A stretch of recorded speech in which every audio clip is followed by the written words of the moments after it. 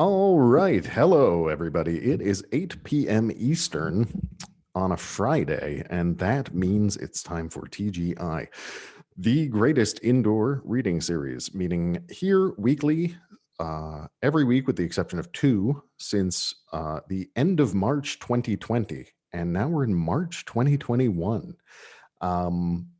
Geez. Sorry, it's hard not to reflect on the fact that it's been a year of distancing and worry and hiding and all these things. But one of the things that has made this year much more tolerable, and one of the things that I think has, at least for me, maintained my sanity, is getting to come here and hear people's artistic expression, hear people's emotional expressions, and connect to others in some way, which was the initial purpose of this. On that note, the best way for audience members who are here tonight to connect is in the chat. Please feel free to pull that up. People like to use it as a place to react to writers. People like to use it as a place to share their own reactions, which selfishly helps me to remember really good lines that writers come out with, things like that.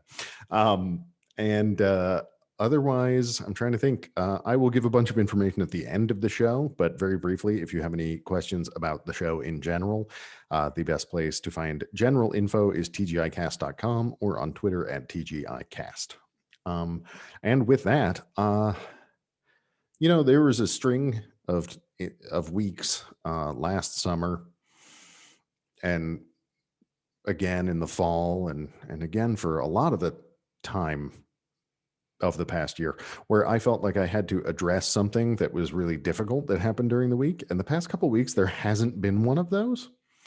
And it's really nice to just feel a bit of space and a bit of stability in a time that is unstable. I will say I am not enjoying reading about places letting people go willy-nilly about their business during the time of COVID.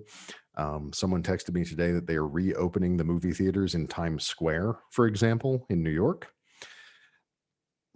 Seems a little early. So I'm just going to say, everybody, keep your distance, wash your hands, wear a mask, all that good stuff. Please take care of yourselves. All right. With that, our first reader this evening is Charles Malone. He grew up in rural Northeastern Ohio, headed west to the Rockies, came back to the Great Lakes, and has loved all of it. His first full-length collection, Working Hypothesis, is forthcoming with Finishing Line Press. His chapbook, actually, it may be out by now, I think. Yes, it is out by now. So he has one, and we will have a link for one. His chapbook, Questions About Circulation, is out with Driftwood Press as part of the Adrift Chapbook Series. He edited the collection, A Poetic Inventory of Rocky Mountain National Park, for Wolverine Farm Publishing, and has work recently published or forthcoming in Hotel Amerika, The Best of Boneshaker, a Bicycling Almanac, The Sugar House Review, The Dunes Review, and Saltfront. Charles now works at the Wick Poetry Center at Kent State University, coordinating community outreach programs. All right, with that, Charles, I'm going to ask you to unmute, and you should be able to start us off. All right, thank you, Reg. I got to sit in last week. We were actually hosting an event at the Wick Poetry Center, and I was bouncing back and forth between this, and I just really love the conversations that happen here and the work. There was wonderful ekphrastic work last week, and there was a piece about pigeons, homing pigeons, and I probably won't get to my homing pigeon poem today, but I just felt like a really sort of kindred connection to the group that's here. And so I'm really glad to be here. I'm going to read, I think, mostly from Working Hypothesis, which I think of it, when it's working at its best, it really lives just in this place of curiosity where I think poetry and science overlap. As to why that might be part of my interest or story is I'm a poet whose mother was a chemist. And so I grew up on a farm in rural Ohio with all of these different ideas floating around. So I'll just get right into the work. I think this first poem tries to, when you're a kid and your parents go to work, you don't really know what that space looks like. You have an idea, but there's a gap between what's in your mind and what they actually do. And this poem is about that, and it's called In Vivo. It's about a time my mother sort of splashed herself with this chemical that was designed to identify living tissue. And so she was just spotted purple when she came home that day. In Vivo, there is the lab, and there is the lab I imagine you working in. Those flasks and beakers marked with milliliters, liquid bubbling, bleach aroma. There is the lab that sells biological buffers, reagent biochemicals. In other words, purity and glow. In other words, poetry. Life fluoresces, enzymes produce, and they change everything. You make a chemical that reads the way I want to, and come home lit purple, an accidental spill. By design, living tissue activates a dye, alive, alive, alive, each splotch asserting, reading. If there was an analog, a way to cover a stanza in an agent that would show us which parts breathe, Horace wrote about reading a man to death. Here, the chemical opposite.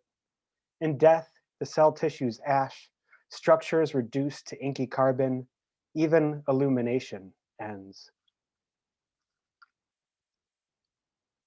And then perhaps the next one as a way of introducing myself is a poem titled Resume. A lot of the, yeah, I think as many writers, I bounced around. I've had a lot of odd jobs. I've had a lot of good jobs. I've worked with a lot of wonderful people. And there's often very difficult things that come even with the best job. And so this is my resume. The job was to cut the grass, trim the hedges, pull the weeds. It was to scrape the paint, then paint the paint. I was to cover the naked paper with ink or graphite, words and images from nothing. To place the washing machine on a dolly and lower it down the stairs. I was paid for a week's training to go door to door as a census taker, but I was never sent out to take the census. The job was to dip a plastic cup into the water over and over, counting mosquito larvae before poisoning them. I swept the halls and cleaned the courtyard. The job was to write down carefully what she wanted to do with her life. Some days had to ask my students why they drank in the dorm, even though I knew why they drank in the dorm. Hearing about sexual assault is difficult, but not the most difficult. To clean up the trail of blood at 3 a.m., the job was to call for the 72-hour psychiatric hold. It was to run the string trimmer along the outside of the penguin enclosure and the whale tank before the park opened. I was discouraged from rhyming or using the word soul. Put the sap buckets on the cold taps and dump them into the horse-drawn cart. Chuck the hay bales in the wagon as it bounces over the ruts in the fields. Hold this rope, and when I cut through the trunk of the tree, you have to pull hard in that direction, away from the house, then run.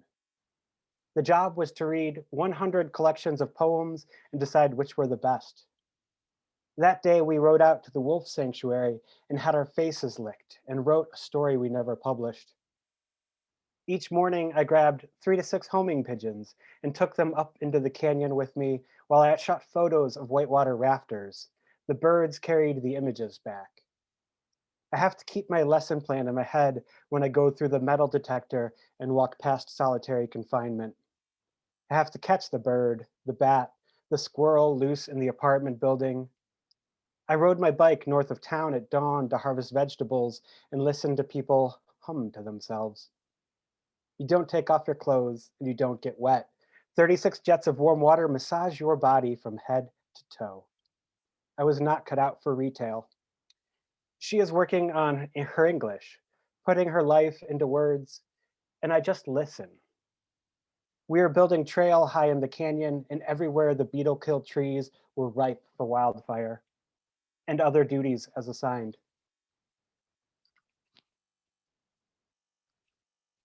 Oh, I like the jazz hands. That's a nice touch.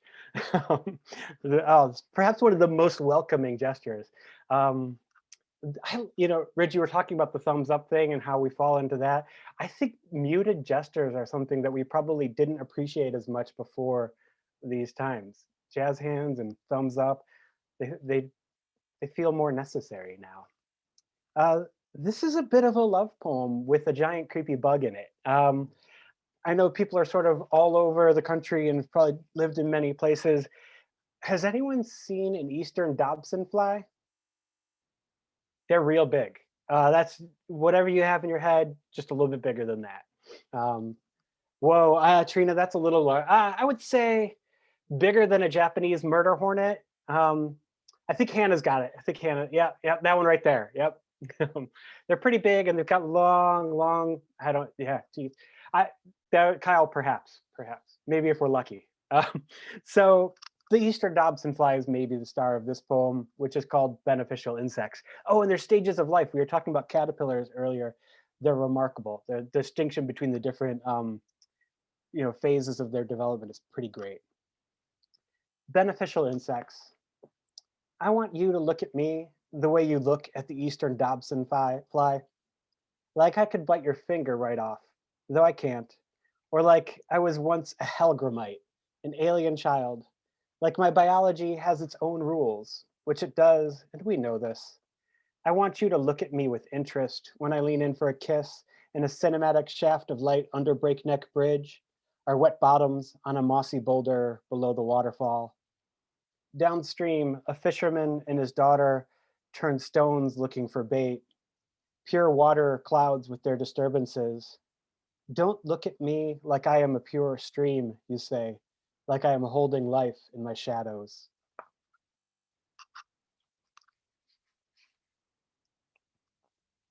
Oh, it is so joyful. This next one is another one thinking about my mother in her work as a chemist and how that shaped me growing up. And it's from this poem that the title of the book kind of lives. And it's called The Chemist's Son. Ours, the only house with a grid of test tube tissue samples under a grow light. Latinate names handwritten down their sides. The tiniest leaves emerging in the basement. Of course we are an experiment. Let me show you, I would say to friends, descending. Give the boy a toy that asks a question. A microscope, a grow your own crystals kit. Without supervision, they were never as spectacular as the image on the box, a side effect of single motherhood. This art shallower purple than natural amethyst. In the kitchen, where we rarely eat, a pet painted turtle with a lawnmower blade-shaped notch in her shell. Carefully, we keep her whole. A fridge shelf clatters with bottles of animal medicine. I set fire to a table when I leave a magnifying glass to record the bullfrogs with a tape deck. Afternoon sun lines up with accident like an ancient monolith. She balances homework equations on a napkin for the beautiful waitress at the diner, a girl I am too shy to talk to. Everywhere the apparati and texts of inquiry and discovery, nothing more loved than curiosity. Yet she turns down the clinical trial. Not everything is a science. The working hypothesis is not always the most important. The telescope's eyepiece has gone missing, like the microscope's reflecting mirror. Is there faith in how things turn out in absence? The plants grow to the tops of their tubes and choke. We never publish our results.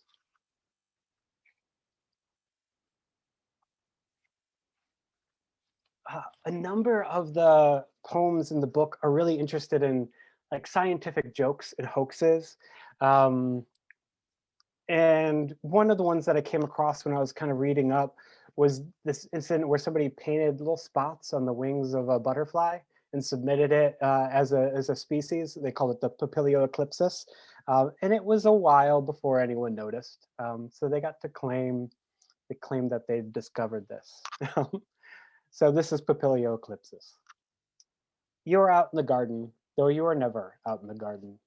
I catch you, black paint still wet and cool against your fingers, one of our common yellow butterflies adorned. You call it a new species, call this an enlightenment.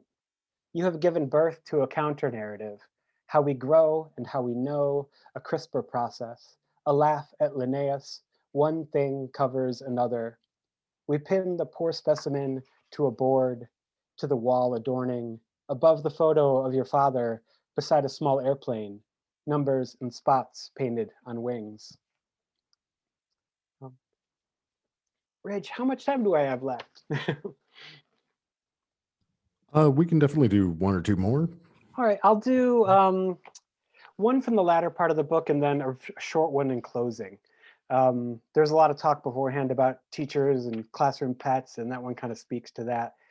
There's some poems at the end of the book that play a little bit with this weird book on science tricks and experiments. There's 333 of them. Many of you can do in your house. I find this when I was helping somebody else clean out their house. And it's just full of weird stuff. And I was inspired, though probably not the way that Robert J. Brown had hoped I would be. Let's do, this one's called Ghost Light. It's self-explanatory, I think. It is a simple trick, a bare electric bulb in a dark room. Even after you turn off the light, you still see it. Not the cooled coil in a simple cream color fixture, a full image soaked into retinas. The idea is trite.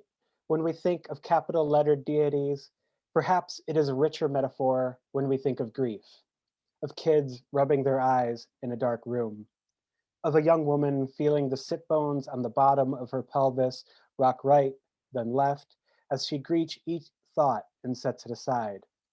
Behind her breath, but she can still see their shapes, and the shaking in her chest, all around her lungs, is more than a flutter, much more. For a long time, none of us understood that the work we do on our spirits isn't a lonely work.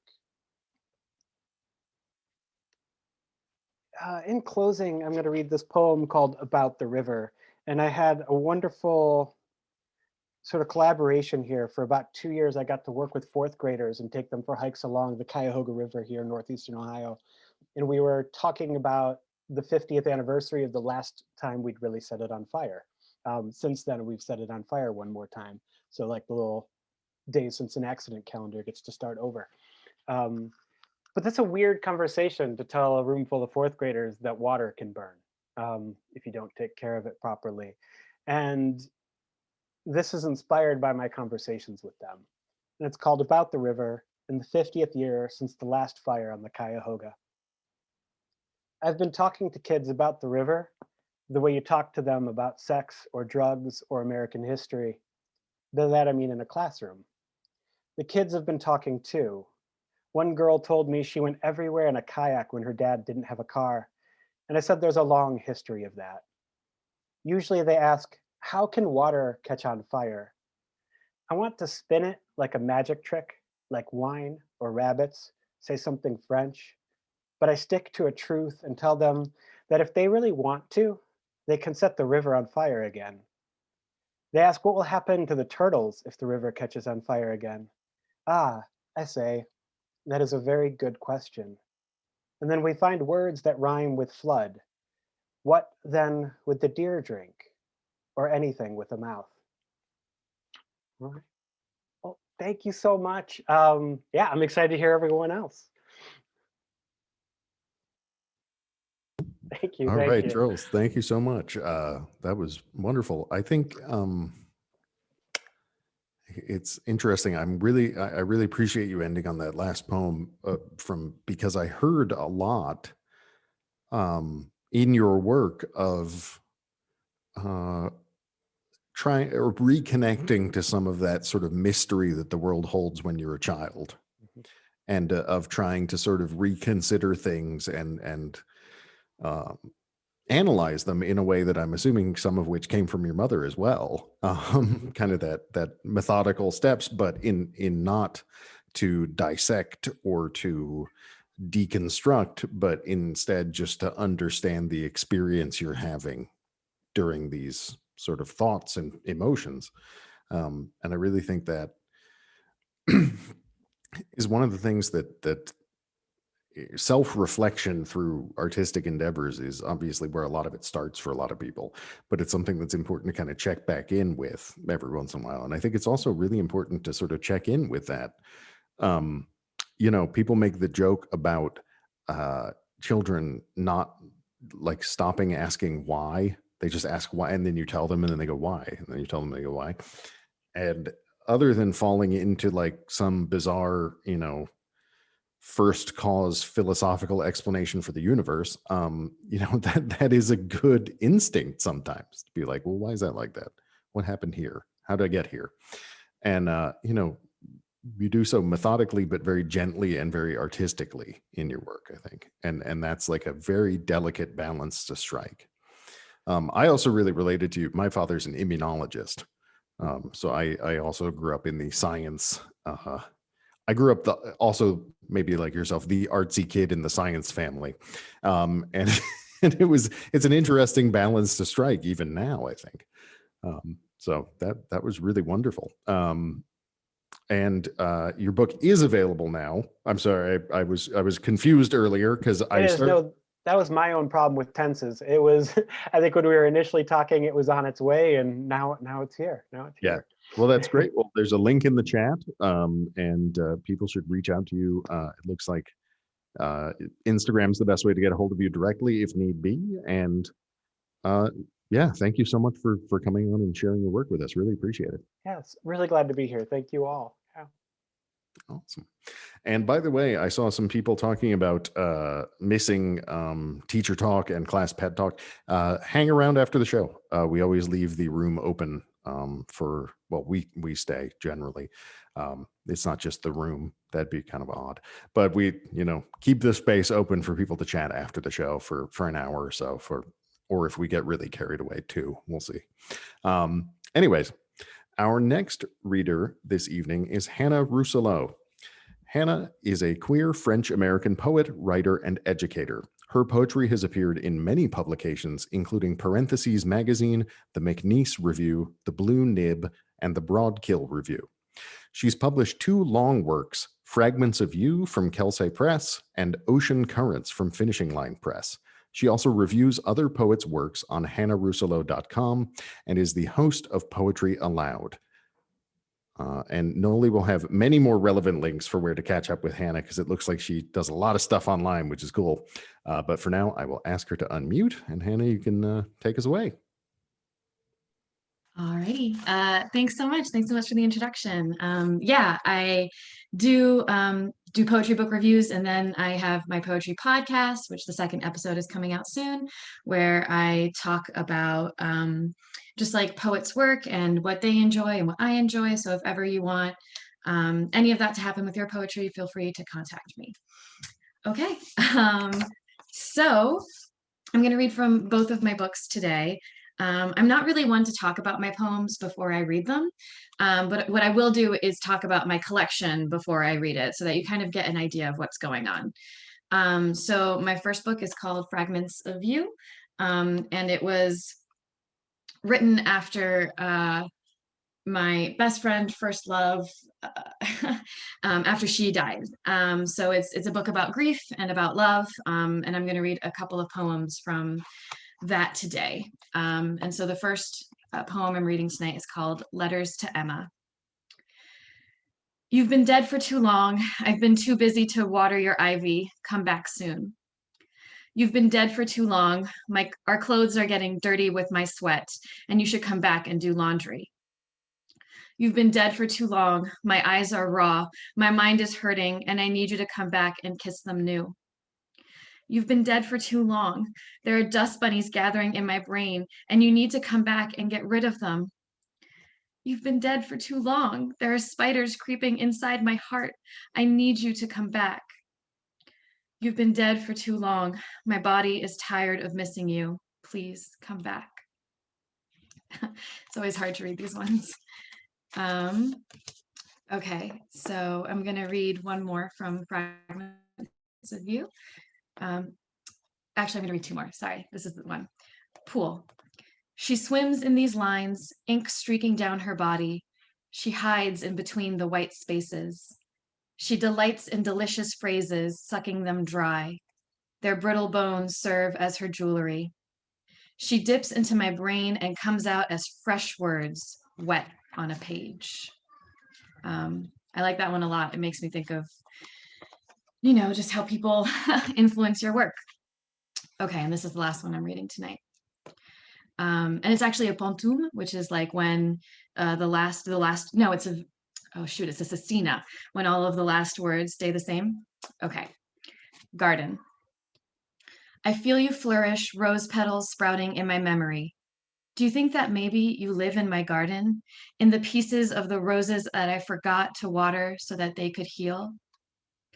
The cut on my leg refuses to heal. My blood continues to flourish and stain my clothes. I forgot to protect myself while in the garden. My memory is fading. A thorn bit into me, leaving pieces of flesh in the soil. Maybe that rose wanted to hurt me. Maybe the wound inside of me is starting to heal. The rose is punishing the broken pieces of myself that are beginning to flourish and grow together, escaping my fading memory, escaping the roses I know I forgot. For one moment, I forgot you. It was while I was in my garden. Maybe that's why the roses cut me. You were in my memory when the pain hit, and I felt guilty for wanting to heal. I felt guilty for starting to flourish. I felt guilty for having fewer pieces. There are still pieces of you in me, in my garden. I'm sorry I forgot. I'm sorry that my grief didn't flourish and hold me prisoner. Maybe I deserved what the roses gave me. To heal is to no longer have you in my memory. The roses in my garden are dying. My memory of you is faded and choppy. You are pieces and not a whole. I don't want to heal. Yesterday, I forgot to water the roses. Maybe I'm the reason they can't flourish. It's interesting reading these after so many years, and to think like, you know, when grief changes, it doesn't mean that you forgot. I was so afraid of that. I was so afraid of forgetting her. Um, it's interesting to read these now and to think of how grief changes with time, and how you never really forget. But yeah, it just changes. So these next poems are from my newest collection called Ocean Currents, which is all about mental illness, my mental illness, and what it's like to live with that and to struggle with that, but also to grow through it, and the pain it's given me, but also the strength that it's given me. And that's what these poems are all about. I'll be reading 3 poems from that collection. So the first one is called By Sin, I Mean Insanity. I've never believed in a forked tongue slithering dry lies into my female ears to damn all of humanity before it began. I do believe in carrying a sin that cannot be forgiven or erased. I've carried it in a cute backpack that my friends compliment, despite that it glows under apple trees and is full of plasma. I lasted 15 days without smoking. Well, I think it was 15 days because my therapist says counting days is counterproductive, the same way that picking my belly button and breasts until they bleed is counterproductive. I'm supposed to turn my addiction away from when will my next high come to I can do this without being high, and my sobriety from how long have I been sober to today I choose to be sober. But honestly, being sober feels like you've left the stove on and burned the cat to ash. Sober makes the backpack ugly and gross and weeping.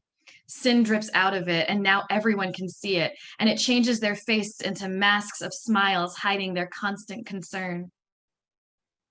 Is it too much to ask for no one to worry about me? The sin was not meant for humanity. It was meant for me, specifically. The sun does not revolve around the earth. It revolves around me. Being high is like being in a storm cloud, formless, opaque, freezing, distant. Clouds have no sin within them. They were never damned at birth. They are like succulents, soft to the touch, but unyielding unless you get violent. When I snap them, they weep. So the first part of the collection is really like me being in them. And then the second part's a little bit more about the healing. So these next 2 poems are a little more about healing.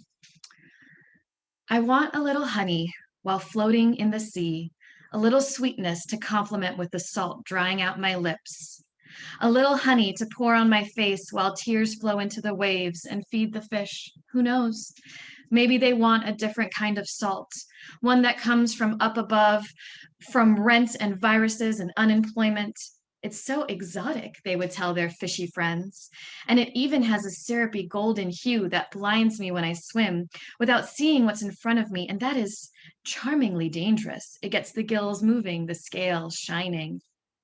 Maybe I will feel their little teeth tickle my toes and my legs and my arms. But who knows if fish even have teeth? And there is no way I could get honey so far out from the shore. The people look squished from out here. But if I stop floating, surely the fish will eat me then. All right, and this is my last one for the night. I really like this one, so I hope you enjoy it as well. I'm learning to be alone, slowly. It started with a tattoo, a walk, a breakup. I kept it going in increments. 10 minutes at the coffee shop, 20 minutes in a cozy clothing store, 50-minute strolls, eventually a 2-hour movie. It's easier if I have a goal in mind, and my therapist said that was okay for the beginning. Not that I need her permission, she reassured me, even though I totally do. Apparently, it's important to be alone so that I can find the elusive taste of self-love, so I can weather myself, so I can survive the waves that churn steadily inside. They are created by me. But when the current starts pulling at my legs, I can find my island and point to my lighthouse. Those are created by me too. There exists a shore somewhere here. I'll find it soon. Yeah, thanks so much, guys. Thanks for listening to my poetry. I cannot do anything but literally spill my soul onto a page. So thanks for listening to it. Anna, thank you so much. I think I can speak for myself, and I think I can probably speak for everyone here who just saying that the level of honesty and emotional vulnerability involved in straight up writing about your life and the events of your life is really powerful for others. The first thing you read, this is, I swear, the show is not normally that I just respond to writers with my own personal stuff, but here we are. So I'm out here in Arizona. I normally live with Trina in New York, and I'm out here for a few months. And obviously it's not grief, but there is like a longing there, and it bumps up against grief internally for other people that I've lost. And last week was the first time that I felt the very same thought that you expressed in that first poem, which was, it's been too long. And really the feeling I had was like, I didn't know I would have to live this long without certain people. Yeah. And that's something that no book, no manual, no self-help thing, no therapist, nobody ever even remotely told me might happen.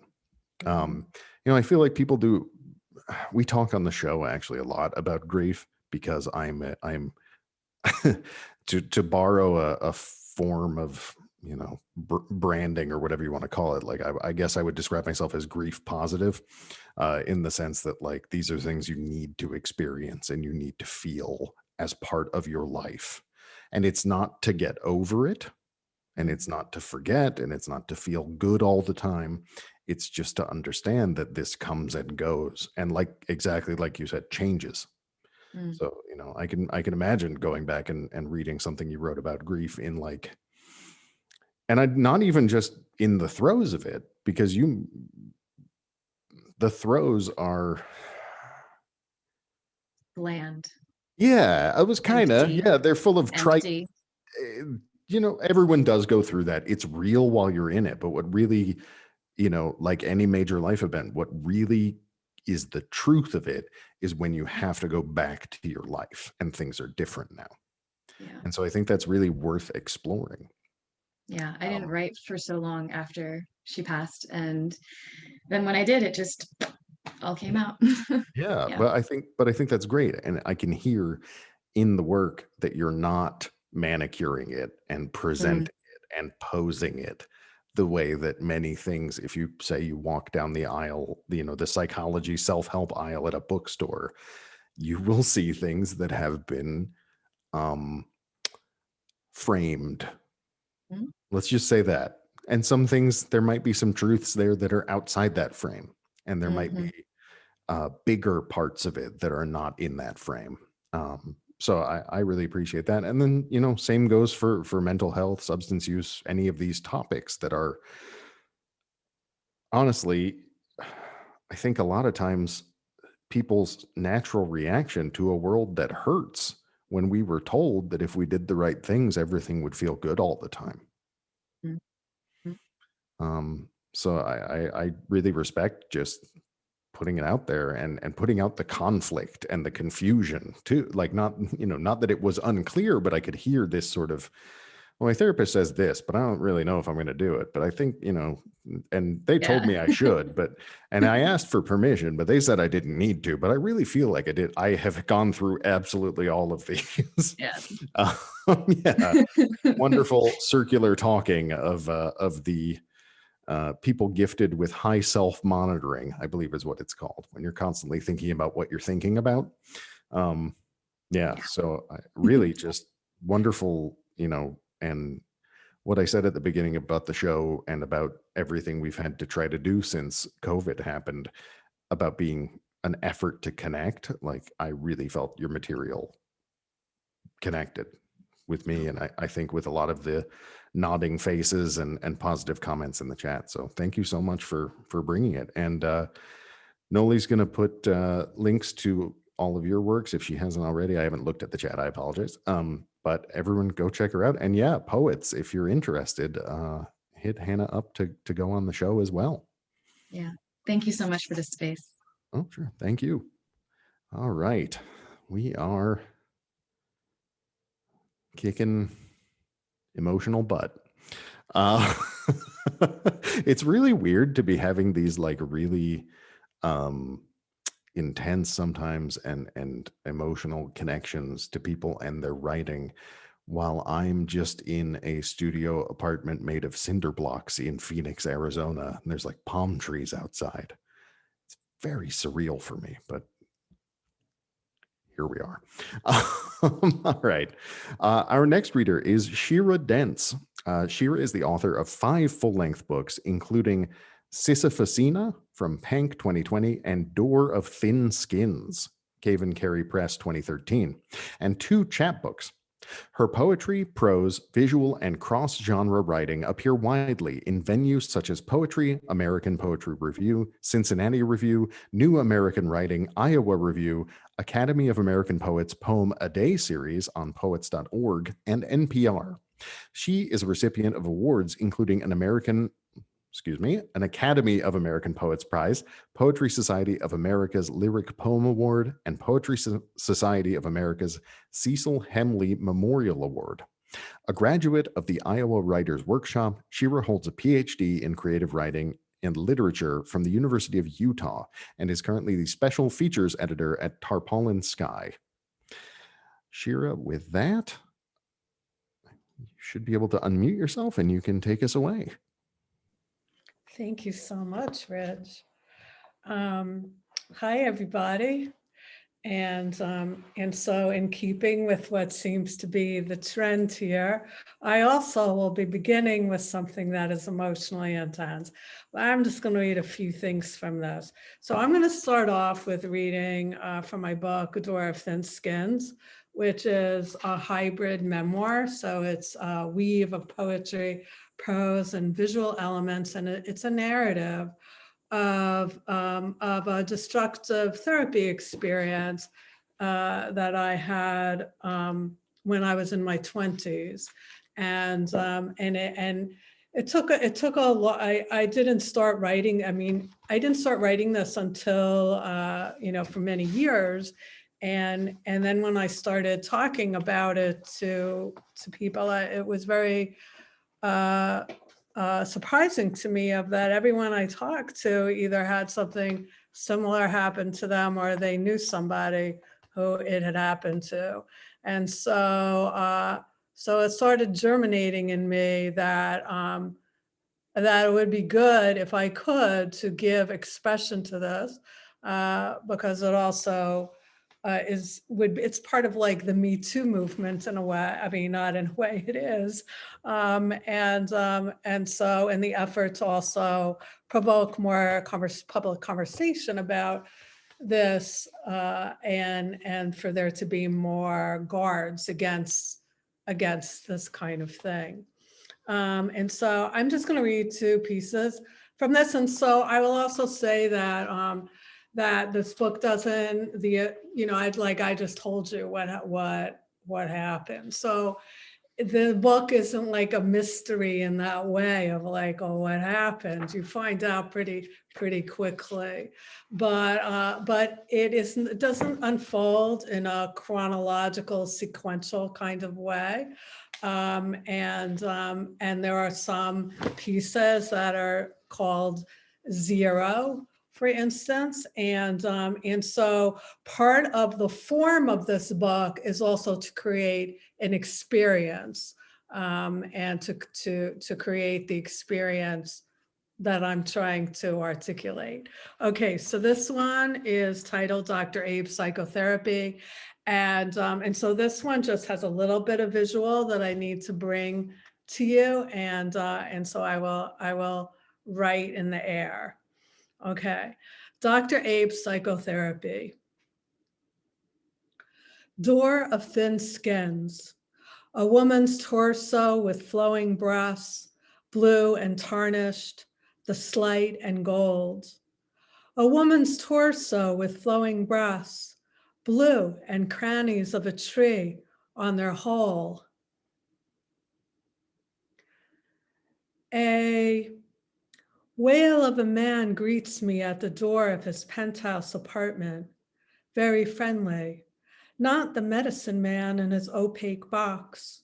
The room is fashioned according to Freud, lover of the primitive, an olive paisley daybed, art in a precise geometry along the walls, like cut hedges around a house, two towering, handsome leather recliners, water buffaloes placid in their hole, totems from different countries, black wooden masks, quick meadows, the slight and tarnished. A few plants, spider, cactus, palm, nothing truly rare, unusual, or exotic, but a pie smell, the innards of fantasy. He recounts what he's been told of me, including, "You're a poetess," points to 3 frame pictures. "I drew these in college." Pale yellow, black abstracts. A woman's torso with flowing breasts, blue and gold, coat of thin skins. A gift, he says, from the painter, a former patient. The woods are in here too. The cork lining the door still has the nooks and crannies of a tree. On the wall beside the door, the sallow cork of a bulletin, the stem of our voices. Okay, and the other one that I'm going to read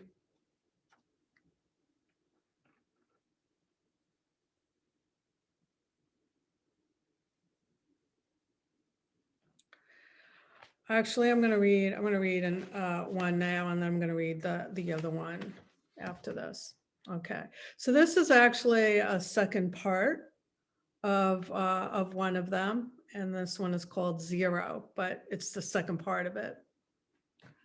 The whole, because ever their way down, that he did it when he covered, even at rest, opening cherry blossom petals dangling, on there bird wings flapping, and over he did it all and below.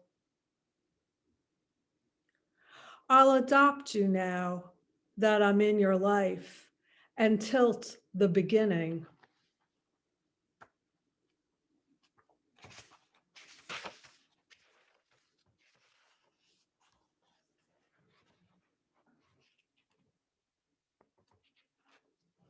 Okay, this is Hands, and this one is is number 10, Hands.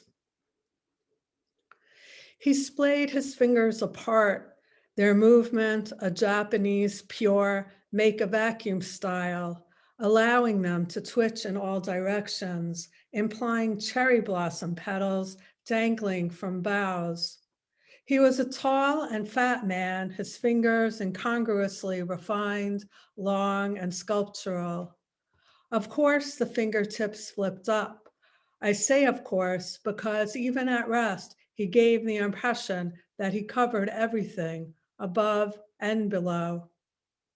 How the very signal of that gesture enveloped to the point of obfuscating my senses. This is why it is nearly impossible to communicate, to hand over the experience. He did it when he tried to make a point. But I tell you, whenever he did it, all I was aware of was the portrait he made with his hands. At their widest opening on their way down, they were bird wings flapping, and the hole between the wings, where there should have been a body, was me.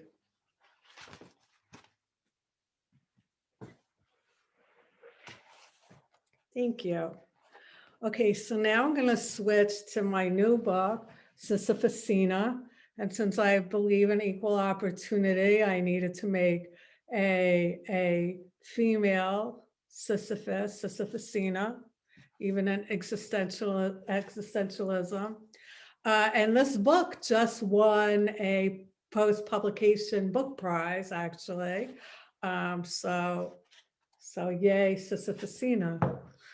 And there are several, so this book is also has different visual elements, actually. And this one is actually the most idiosyncratic of my books in terms of its form. And this is centered on female aging. There's a lot of literature and art centered on male aging, but not so much on female aging. And beauty is a very big preoccupation in terms of sense of female worth. And so with aging, it becomes more of an issue. So for instance, speaking of France, like in France, the business for lotions, for anti-wrinkle lotions for teenagers is a gigantic business. So the reason why I'm talking about this is because one of the things about this book is that formally it's kind of asymmetrical. It's not classical symmetry. And so anyway, so that's what's happening with the form in here.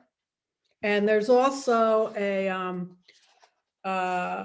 QR code at the end of it that links to some music by Pauline Oliveros, who passed away a few years ago, but when she was alive, I asked her to collaborate with me on something, and she ended up improvising a piece that she titled Aging Music. And so you can link to that here. So there are a few pieces in here titled Sisyphusina. And so I'm going to be reading two of them.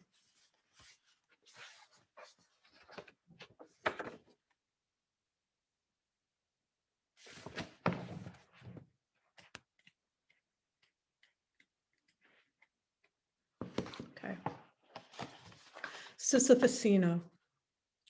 So tired, rocks settling in back of my eyes, bone particles of sand, plus flat, smooth, black rocks, plus a waterfall equals a Zen garden, but not calm, immeasurably loaded. Flat, smooth rocks and a waterfall. Black vultures fly so high in southern Africa, tradition says they see the future. Immeasurably unloaded like Dickinson's gun. A vista crawls through dugouts or, depending on the observer's position, pillows of gray static. Vultures fly high, want to sit this one out. Matter crawls through pillows gray. Listen to winds changing seasons, winter wind, spring wind, summer's wind, fall. I want to sit, sleep the color of iron, pressing in between. Wind, a new season, pause at tree branches. Vultures use gravity as a tool, dropping bones to the ground to crack open their marrow.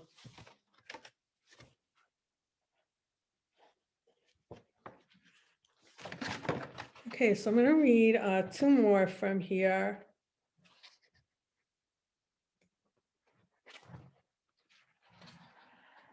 Okay, and this one is called Birds, Pockets of Air. Breeze sloping cotton, birds sloping calm, breeze alone percussive, alone more cotton, clouds, lawn the luminous noon, field shadow, a tittering, quite pretty. Outside, rushing interior, luminous green cover, percussive. It's the rushing feels beautiful. Luminous distance, green time, like clouds of solitude, the well interior. The air, calm, percussive. Birds, that's air. Clouds, being of the past, tittering. Okay, and the last one that I'm going to read is another Sisyphusina poem.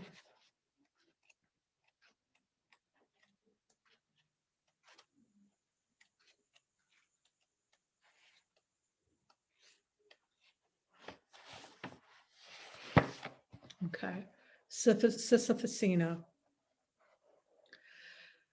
Very eye of flowers, wisps arching, extreme weather ever that I'd be like the world and give them fructose syrup. Honey from their hive and ghost dancers, flowers black and give the night. How there's still room for doubt about bees' honey from their hive, light as lace. Do you think looks matter? Over 500 million people can't afford vision correction. Look. My body, guilt and confusion. People can't afford visions in me, Sisyphusina. Ghost has a verb, noun. The ghost has a verb, noun. Beauty blossoms with age. Ghost, beauty blossoms wisps, are with age. I guilt as lace. Beauty blossoms with a verb, noun. Ghost has a verb, no escape. Rose is a familiar place, a repeat female. O verb, no escape. O verb, noun. Rose into leave. Rose body, white wisps, rose into the lace, white with age. Ghost arching to leave. Rose is a verb, noun. Rose is a Virginia Woolf voice, female. Ghosts are white wisps, arching like dancers, light as lace. Thank you very much. All right, Shira, thank you so much. It's a really interesting project, I think, always to sort of mix medias, or media's already plural, isn't it? Mixed media like that. And I think it's amazing, though, because even just with the words, I did get,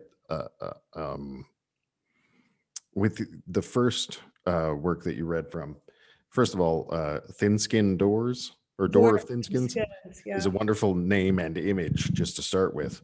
And then second of all, what's so interesting is that without explicitly saying so, I very much got a sense of entering that office. Instead of just entering a room, I got the sense of entering into almost like the mind of a narcissist. Like really be immediately, the things that he wants to point to and is proud of, and his presence and his instant ownership or sense of ownership over other people, really, in a way that is very effective, and the point made my skin kind of crawl, and I really thought that was wonderful.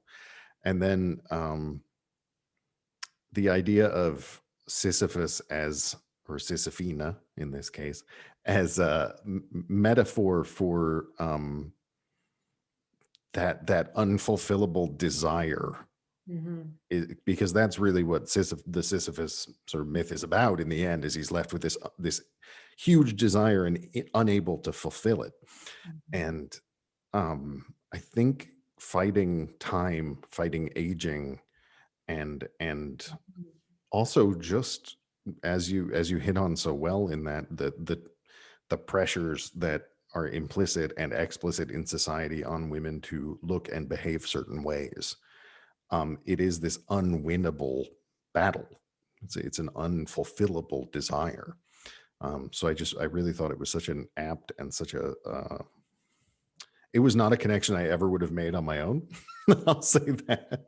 And so I always love it when works do that, when they, I often describe it as reach around sort of behind me and change something in my mind without me noticing. That's really when things are sort of at their best. And I got a lot of that out of that work. So I really would, love to see the full experience with the visuals as well. So Noli's putting some information for how to reach out to you and where to get your books. And I just wanted to say thank you so much. I really appreciate you coming and sharing your work. Thank you. Thank you. Sure. All right. Closing out this evening, our last reader tonight is Kyle Newbridge. Kyle Newbridge creates comics and stories with a flair for the melancholy. His current projects are Of This Light, a numinous horror epic, and The Punchline Is Death, a dark humor autobiography. Look forward to hearing some of this. Kyle, I'm going to ask you to unmute. You should be able to close this out.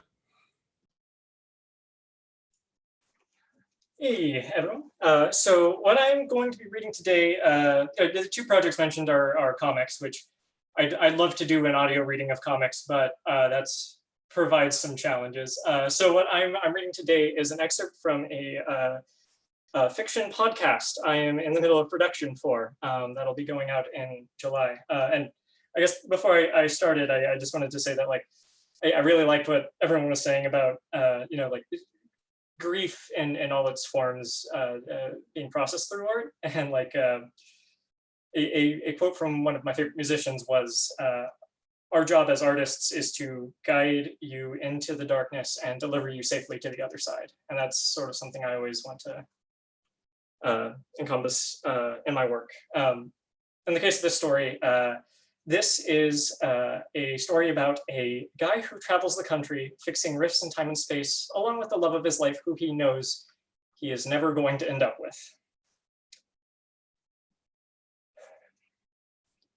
Abigail, if you're listening to this, I'm dead.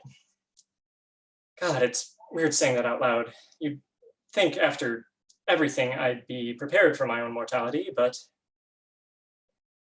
sorry, I'm not trying to talk to you about death here. It's just, given the circumstances, I am a little bit preoccupied by the concept. I'm here and I'm talking because there are things I need to tell you. Things I'm not sure you want to hear, but given that I am dying, I think I have a right to say them before the end. Before I ran into you again, things were fine.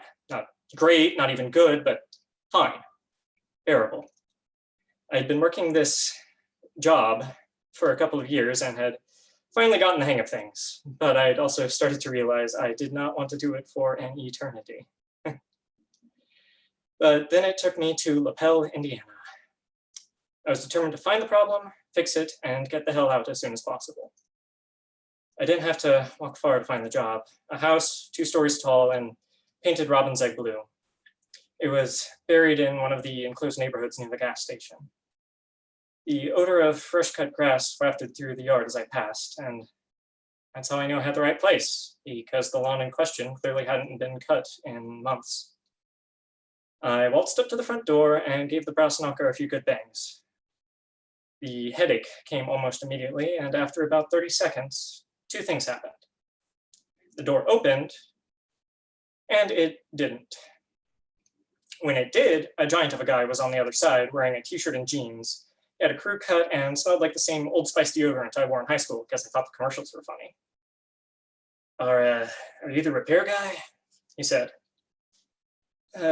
Yeah, I said. I get that a lot. I think it's just a weird quirk of the job because while I am a repairman of sorts, I am fairly certain I appropriately carry myself as someone whose best guess at fixing a sink is to sit in front of the open cabinet holding a wrench and crying. I'm Dave. He extended his hand for a shake. I'm Neil. He showed me into the house, and aged as it was, it certainly didn't look like it would belong to the 20-something dude who had greeted me. My eyes glazed over the wallpaper as we walked down the hall, beige gold, emblazoned with brown florets and peeling at the edges. Pictures lined the hallway, and upon seeing them, I realized the mess I'd walked into. Abigail, you were in all of the photos. Arms around him, smiling. But at the same time, the door also didn't open, and your boyfriend wasn't on the other side. Instead, I twisted the doorknob and entered effortlessly, greeted this time by only a breath of dust and emptiness. The pictures no longer lined the walls. They were stacked down on the kitchen table. I turned one over, showing you and Dave on a boat. You cozied up in his arms. He had a line with a large fish dangling on the end, and as I stared into its dying, terrified eyes, Dave got my attention back where the door had opened. So, I don't know what's up, he said. The faucet just doesn't work right. I'll turn the knob and nothing will happen, but then sometimes it'll just start gushing when no one's back here. I tried to take a look. I'm pretty handy, but this just stumped me. In both worlds, I stepped in front of the sink, and where the door opened, I turned on the hot water with no response. Where the door hadn't opened, hot water came gushing out without me having to lift a finger. I turned on the faucet there, and Dave marveled as the faucet, where he was present, sprung to life. I turned the knob in both worlds, and in both, the water stopped. It's usually way worse, I promise, Dave said. I believe you, I said. I really hoped the error was just with the house, but keys jangled outside and drew my attention. Then the turning of that old doorknob, and your quiet swear when you realized you'd forgotten to lock up. I turned around, met your eyes, and rightfully, you let out a shriek that would wake the dead. Dave jerked in surprise. Abigail? He said, what's wrong? And you and I held eye contact. What? Who are you? What are you? Dave, who's this? I knew what you were thinking. You must have had the headache too, something that clearly seemed wrong about the reality you had stepped into. You, like me, saw both worlds, and your mind wasn't trained to rationalize it like mine was. He's just the repair guy I called for the sink, Dave said, where the door had opened. Silence hung where it hadn't until, Neil? You asked. Yeah, it's me, I said. It's good to see you again. You know him? Dave asked, and I desperately wanted to throw myself out the nearest window. I slid behind Dave and turned the faucet's hot water back and forth in both worlds until it gave the illusion of a functioning faucet to poor monopresent Dave. Hey, look at that. It just needed grease. It's all fixed. Don't worry about it. I won't even bill you. I patted him on the shoulder and went straight for the door. Neil, wait, you said in both worlds as I walked past. Where Dave still watched in befuddlement, I merely exited the situation as fast as I could. But where it was just me and you, I avoided your gaze and told you, we shouldn't talk here. Let me buy you a cup of coffee. You didn't understand, but you nodded and said, okay. In one reality, you and Dave lived in that house, took care of it, and had a bunch of happy pictures together adorning the walls. A perfect couple. In another, he was no longer there. The pictures stayed stacked on a coffee table. A thin layer of dust had settled, and you were left alone in a house that seemed too large and lonely without company. You and I straddled both these worlds, and as you confronted me in one reality, you couldn't escape the other. See, our minds don't like attention being called to the paradoxes in life. We as a species have a hard time accepting more than one truth. But the truth is there are many truths, but they are separate, organized. They aren't supposed to mix. But here in small town Indiana, a young woman had spilled the universe's peas into its porridge and caused her boyfriend, dead in one world, alive in another, to be both simultaneously. Up until you saw me, you had been, like I said, rationaling the paradox in front of you and into one truth. But now, out on the sidewalk, you saw what I saw. A million sidewalks, and many places that weren't sidewalks at all. People walked by, the same people, different people who had been walking by just before, each dealing with losses and pain, joys and excitement, fears and apathies, and an infinity of combinations. Sometimes the people weren't people. Sometimes the sun wasn't even a sun. You saw paths stretch out in every direction, not paths that were walked, but lived, futures and past possibilities. You saw points where these paths collided. You saw windows where one world bled into another, like light bouncing off dust. You felt a sting in your head like an ice pick being shoved into your brain through your eye. You gasped and recoiled, pressing your hand to the source of the pain. I was all too familiar with how it felt. I told myself it would be kinder if you knew why this was happening to you, but knowledge is a terrible thing. I knew that. I mean, my life's gotten progressively worse with every big discovery, but I doubt it will help. But I felt guilt until now, until the end of my minuscule life in this infinite universe. I'd like to say I was trying to do what was best for you when I invited you along with me, but in truth, I was thinking about that brief moment of contact between you and I, in that world that no longer was. I was thinking how much I missed you, and how badly I wanted to help you, not for your sake, but for mine. And now it's been less than a year. I'm dead, and you're going to have to pick up where I left off. And that's all. Thank you. All right, Kyle, thank you so much. You know, it's rare that we get something that is, it's interesting just because the nature of it and the delivery and the eventual way that it will be disseminated. It's sort of your reading of it here kind of comes off almost more as drama than as anything else. And what I was thinking about during that was there's probably a term for this that I'm sure some of our professorial audience members will clue me into fairly quickly, but it's almost like the opposite of dramatic irony, where the character knows exactly what's going to happen, but has to do things anyways. And that making it, you know, focused on, I would say that combined with the sort of epistolary, you know, the second person kind of as though he's writing to her, speaking to her, really gives this sense of, well, it gives a sense of reality in as far as we all are at moments aware of mortality and of the nature of things and of confusion and what's going to come down the pipe. But our brains mercifully let us forget it most of the time and focus on what's in front of us. And I think having a character sort of reflecting on this particularly strange experience, and also there's something really charming about the mundane world that the fantastic stuff is happening in.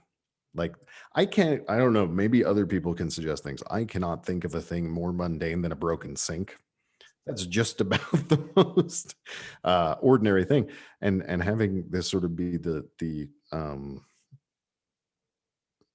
catalyzing event for whatever relationship's going to come between those two characters is such an interesting choice. So thank you so much for coming and reading that for us. And I hope so people, there's some sites there for Kyle and what he's up to. And I would say go there to find out more information about this upcoming podcast. So Thank you. I think that's a first for us. Podcast promotion here on, what are we? Zoom? Is there a Zoom cast? I don't want to use their brand name. We're a live thing. Anyway, Kyle, thank you so much. And Thank you. really appreciate it. All right. So I'm just very quickly going to wrap things up by saying thank you all for being here. Thank you so much to the readers tonight, Charles, Hannah, Shira, and Kyle. Thanks to everybody who came and sat in. Thanks to everyone who pays any form of attention to both us and other people's work, because that's really what it's all about. And yes, I have to tell you things. So if you want to keep up with the show, as I said at the beginning, you can find us over at tgicast.com. You can go to Twitter and follow the show at tgicast. If you would like to, you can follow me on Twitter at Ridge Cresswell. I sure hope they don't show you the things I like, because it's all gifs of Japanese wrestling. I'm sorry. If you want to follow the show's creator and spiritual center on Twitter, that's Trina Thibodeau, at Trina Tibbs, TREENATHIBS, and the show's booker, social media consultant. Roles will be shifting, but very much involved the other appendage of TGI. Noli Reed can be found at Noli Reed. As always, oh, one other thing. We have a site wherein you can send us a tip if you would like to. I believe it's over at buymeacoffee.com/TGIcast. We're not in this to make money. We will never make some sort of gateway that makes it impossible to watch the show without money or listen to us or involve yourself without money. But there are certain costs associated with running the show. There's Zoom and there's actual coffee sometimes. And one day we would love to be able to offer honoraria and some other things to both our writers and people we work with. So if you happen to have a spare, whatever it is, $1 or $3, please, if you don't mind kicking it our way, we would very much appreciate it. But again, we will do this no matter what, even if we lose all our fingers and toes. And as long as we have voice boxes, we'll go. So with that, that was a really weird thing to say at the end of this show. Ooh, I'm sorry. With that, thank you all. If you'd like to hang out, please hang out. I'll give people back the ability to unmute themselves, and have a great week, everybody. Stop.